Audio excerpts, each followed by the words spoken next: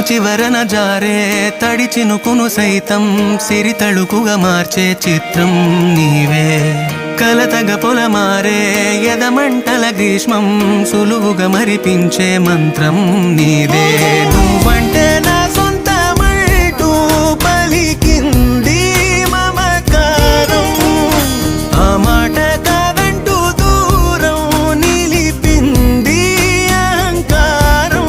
తలవాల్చి నువ్వలా ఒడిలోన వాలగా నిండు నూరేళ్ల లోటు తీరిపోదదే క్షణాన.